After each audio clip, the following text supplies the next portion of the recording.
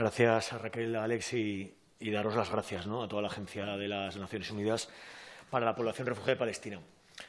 Qué atrevida es la ignorancia cuando escuchas a algunos portavoces, me refiero sobre todo al portavoz de Vox.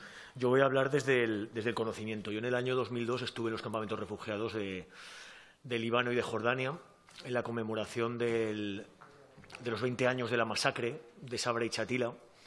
Y todo lo que habéis dicho al final son personas que no tienen ninguna culpa de la situación que están viviendo, dramatizada, agudizada y siendo una tragedia en plena pandemia con la política racista del apartheid del gobierno israelí. Yo allí conocí a personas que 72 años después se ven manteniendo la llave de su casa, porque ellos saben que tienen la razón y que la legalidad internacional que nosotros tenemos que defender les permite que algún día puedan volver a su casa. Desgraciadamente, la pandemia, que ha sido muy dura para todos en el mundo, para Palestina ha sido terrible. Estamos hablando de que Palestina hoy por hoy es la herida por la que más sangra el mundo, en una zona muy complicada, con demasiados silencios y demasiadas complicidades privadas y públicas de las que yo quería hablar a partir de los datos, porque en plena pandemia, en pleno 2020, los implacables crímenes de Israel han continuado y se han agudizado contra la población palestina, en gran parte niños y niñas.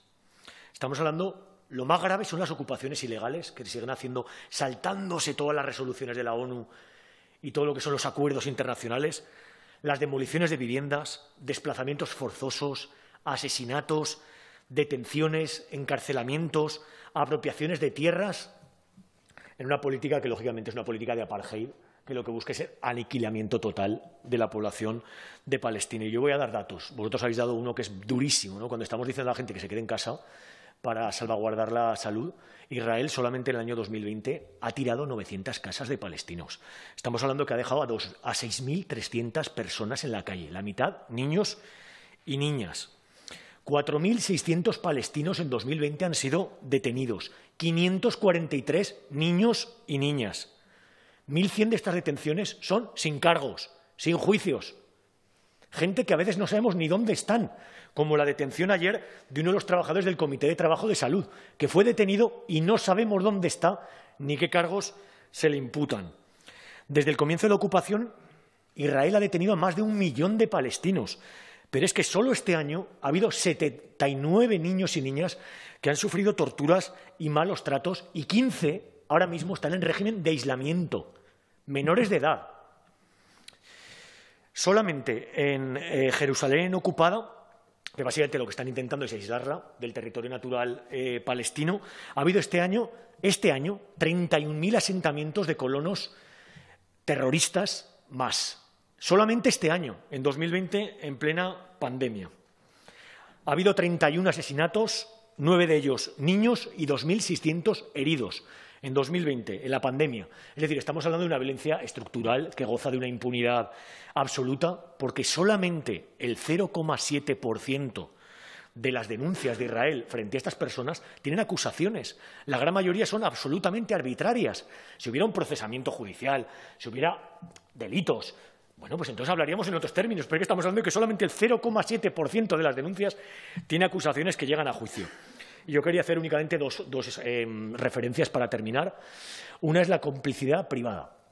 Aquí en Aragón, en Zaragoza, hay una campaña ahora mismo sobre la empresa zaragozana CAF, que está colaborando con la construcción y el mantenimiento del tren ligero en Jerusalén, que es una infraestructura que se ha denunciado por los tratados internacionales porque incumple absolutamente la legalidad y supone una vuelta de tuerca más en el apartheid de Israel contra la población palestina. En este caso, las propias Naciones Unidas denunciaron ya este tranvía hace algunos años y la empresa zaragozana CAF tiene un código de buena conducta empresarial que señala el respetuoso y escrupuloso apoyo a las leyes, los derechos humanos y las libertades públicas. Por eso, nosotros hemos formado parte de esta campaña hacia esta empresa para intentar que no colaboren con este apartheid de Israel. Y el último comentario, acabo ya, presidente, es sobre la UNRWA. Vais a contar con el apoyo de Podemos Aragón, de mi grupo parlamentario, de Unidas Podemos en el Gobierno de España, después del terrible recorte nada prudente de la administración Trump, que ha dejado sin financiación la alimentación, la educación y la salud de millones de personas en el año de la pandemia, y nosotros vamos a seguir del lado de los derechos humanos, de la legalidad internacional, de la paz, de la justicia y de la libertad del pueblo palestino. Igual que les dije hace 20 años a ese señor que me enseñaba la llave, volverá a su casa. Palestina vencerá. Muchas gracias.